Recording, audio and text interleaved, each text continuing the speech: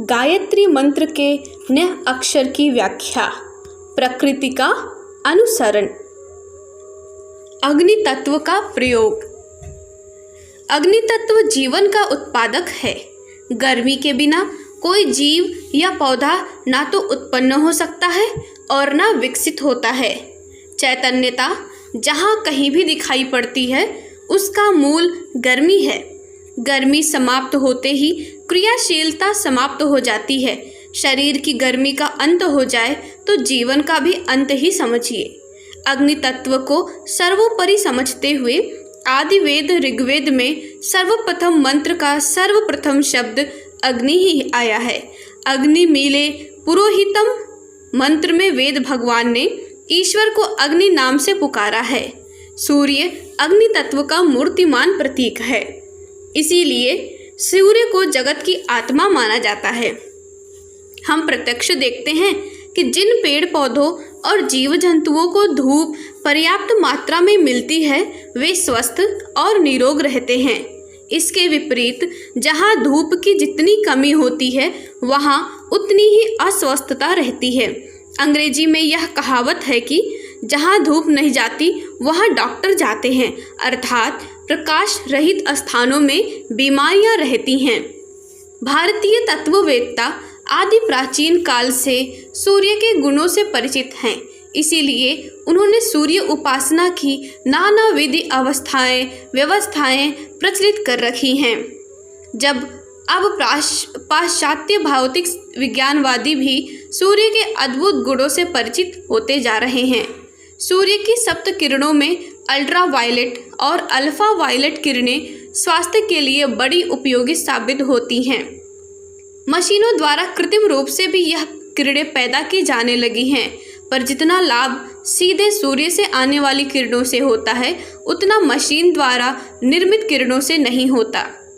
Europe America में जब रोगियों को धूप के उपचार द्वारा अच्छा करने का विधान बड़े जोरों से अब तो चलने लगा है, वहाँ बड़े बड़े अस्पताल केवल सूर्य शक्ति से बिना किसी औषधि के रोगियों को अच्छा करते हैं।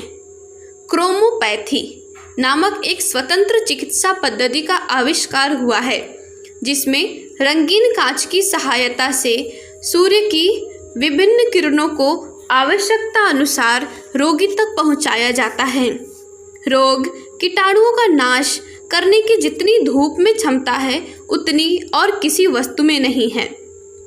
छाया के कीड़े जो बड़ी मुश्किल से मरते हैं सूर्य के सम्मुख रखने से कुछ मिनटों में ही मर जाते हैं। अनेक उच्च कोटि के सुप्रसिद्ध डॉक्टरों ने अपने महत्वपूर्ण ग्रंथों में सूर्य किरणों की सुविस्तृत महिमा गाई है और बताया है कि सूर्य से बढ़कर किसी भी औषधि में रोग निवारक शक्ति नहीं है। सूर्य किरणों में निरोग और रोगी सभी को समान रूप से फायदा होता है, इसीलिए यदि नियमित रूप से निम्न विधि से सूर्य स्नान किया जा सके तो स्वास्थ्य सुधार में आश्चर्यजनक सहायता मिलती है। सूर्य स्नान के लिए प्रातः काल का समय सबसे अच्छा है, उससे घटिया दर्जे का समय संध्या काल है। इसके लिए हल्की किरणें ही उत्तम है, तेज धूप में न बैठना चाहिए। सूर्य स्नान आरंभ में आधा घंटे करना चाहिए। लज्जा निवारण का एक बहुत छोटा हल्का ढीला वस्त्र कटी प्रदेश में रखकर अन्य समस्त शरीर को नंगा रखना चाहिए। यदि एकांत स्थान हो तो कटी वस्त्र को भी हटाया जा सकता है। सूर्य स्नान करते समय सिर को रुमाल या हरे पत्तों से ढक लेना चाहिए। केला या कमल जैसा बड़ा और शीतल प्रकृति का पत्ता मिल जाए तो और भी अच्छा, अन्यथा नीम की पत्तियों का एक बड़ा सा गुच्छा लिया जा सकता है जिससे सिर ढक जाए। जल तत्व का प्रयोग। मनुष्य शरीर में जल का अंश 90% और अन्य तत्व 10% हैं। इससे प्रतीत होता है कि अन्य तत्वों की अपेक्षा जल तत्व की सर्वोपरि आवश्यकता है। इसके कम हो जाने से देह सूखने लगती हैं, नाड़ियाँ जकड़ने लगती हैं, हड्डियाँ निकल आती हैं, खून गाढ़ा हो जाता है और दाह, प्यास, खुश्की आदि के अनेक उपद्रव खड़े हो जाते हैं। जल शरीर को सींचता है। प्रतिदिन कई सेर पानी लोग पीते हैं ताकि शरीर में जल तत्व की स्थिरता रहे। ताजे जल में रहने वाले उपयोगी रासायनिक पदार्थों से शरीर का पोषण होता है। भीतरी अंगों में जो विकृतियां उत्पन्न होती हैं वे पसीना, मूत्र तथा अन्य मलों के साथ द्रव्य रूप में बाहर निकलती रहती हैं। जैसे वर्षा से पौधे प्रफुल्ल एवं चैतन्य होते हैं और पानी के अभाव में वे कुम्हलाते एवं सूखते हैं, वही हाल शरीर का है। प्रत्येक पर्याप्त मात्रा में उचित विधि से यदि अंग प्रत्यंग को जल प्राप्त होता रहे तो शरीर की दृढ़ता एवं स्वास्थ्यता ठीक प्रकार बनी रहती है। हिंदू धर्मशास्त्र अत्यंत प्राचीन काल से कहता आ रहा है कि अद्रिघाराणि शुद्ध्यांति, अर्थात शरीर की शुद्धि जल से होती है। देह में जो विकार, दोष, विष भरे हुए हैं उन अशुद्धियों को निकालकर शुद्धता प्राप्त करनी है तो जल का उपयोग करो। इन शास्त्रों में कहे हुए बात का ध्यान रखना चाहिए। इन शास्त्र वचनों पर लोग उतना ध्यान नहीं देते, पर जब साइंस भी इस उपदेश का अनुकरण करने को बाध्य हुई तो लोगों का ध्यान इधर आकर्षित हुआ है। यूरोपीय ठंडे प्रदेशों में स्नान का उतना प्रचलन नहीं है। ठंड के कारण वहाँ सब कोई रोज नहीं नहाते। उन्हें स्नान का महत्व भी मालूम न था, पर अब जबकि वहाँ हर बात की नए सिरे से वैज्ञानिक दृष्टिकोण से परीक्षा हो रही है, तब स्नान का महत्व भी उनके सामने आया है। इसके लाभों को देखकर वे दंग रह गए हैं।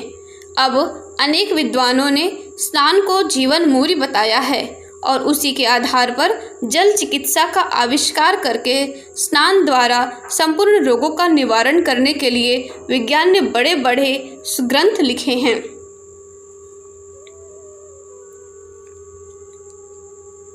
दैनिक स्नान हर हर गंगे करके 2 लोटे सिर और पीठ पर लुढ़का देने के साथ समाप्त ना कर देना चाहिए। यह तो स्नान का एक उपहास होगा, बेकार टालने के लिए नहीं, वरन शरीर अशुद्धता को के निवारण और देह सिंचन पोषण के लिए स्नान होना चाहिए। कुआं, नदी, नहर, झरना, सोता या ताज़ा पानी उत्तम है। उन बड़े तालाबों का पानी भी ठीक है जिन्हें मनुष्य या पशुओं द्वारा गंदला नहीं किया जाता है, जिनमें कोई हानिकारक पदार्थ ना पड़ते हों। बहने वाले ताजे पानी में जो तत्व होते हैं वह रुके हुए बर्तनों में भरकर रखे हुए पानी में नहीं रहते। बीमारों की विशेष आवश्यकता को छोड़कर साधारणतः सबको सह ताप के ठंडे ताजे जल से स्नान करना चाहिए। हर ऋतु के लिए ऐसा पानी ठीक है। जरूरत हो तो धूप में रखकर उसमें थोड़ी गर्मी लाई जा सकती है। सिर पर गर्म पानी डालना तो आंखों को नुकसान पहुंचाता है। बहुत तेज हवा में नहाना अच्छा नहीं। इसके लिए ऐसा स्थान रखना चाहिए जहां तेज हवा के झोंके ना लगते हों, क्योंकि ठंडे शरीर पर हवा की तेजी हर ऋतु में खराब असर डालती है। स्नान करते समय मोटे खुरदुरे तौलिए से त्वचा को धीरे धीरे खूब रगड़ना चाहिए, जिससे चमड़ी लाल हो जाए। इस प्रकार घर्षण करने से देह के भीतर की गर्मी को उत्तेजना मिलती है। जैसे लोहे को गर्म करके पानी में डालकर लुहार लोग उसे मजबूत बना लेते हैं, उसी प्रकार घर्षण द्वारा गर्मी बढ़ाकर ठंडे जल से स्नान करने पर शरीर मजबूत होता है। दूसरे जो त्वचा में जो बारीक छिद्र हैं वे साफ हो जाते हैं और पसीना ठीक प्रकार निकलता है। त्वचा पर जमा हुआ मैल छूट जाने से बदबू, चिपचिपाहट, आलस्य और उदासी दूर हो जाती है। पीठ, रीढ़ की हड्डी, गर्दन, कंधे, गुप्त इंद्रियां आदि कुछ ऐसे स्थान भी हैं जिनकी स्वच्छता पर स्नान के समय उचित ध्यान नहीं दिया जाता। यह ठीक नहीं। हर एक अंग की सफाई पर पूरा ध्यान दिया जाना चाहिए। स्नान में जल्दबाजी से काम नहीं लेना चाहिए। धीरे धीरे प्रसन्नता पूर्वक हर अंग की उचित सफाई करते हुए नहाना चाहिए। स्नान के बाद शरीर को कपड़े से सुखा डालना चाहिए। जाड़े के दिनों में एक बार और अन्य ऋतुओं में सुबह शाम 2 बार स्नान करना चाहिए। स्नान की नियमित और उचित रीति से व्यवस्था रखने पर रोगों के आक्रमण से बहुत बड़ी रक्षा मिलती है। छोटे मोटे रोग तो बिना जाने ही इस उपचार से अपने आप अच्छे होते रहते हैं। फुहारे के नीचे बैठकर स्नान करने से क्रीड़ा, मनोरंजन और शीतलता अधिक प्राप्त होती है। नदी तालाब में तैरकर नहाना कई दृष्टियों से बहुत अच्छा है। 2-4 मेघ पड़ जाने के बाद वर्षा में स्नान करना भी बड़ा आनंददायक होता है। मेघ में ऐसा जगह स्नान करना चाहिए जहाँ की मकान, छप्पर आदि के गंदे छींटे ना आते हों। इसके लिए मैदान या घर की सबसे ऊपरी वाली छत अच्छी मानी जाती है। भारतवासी इस बात को निर्विवाद रूप से मानते आ रहे हैं कि स्नान स्वास्थ्य के लिए बहुत ही लाभदायक है।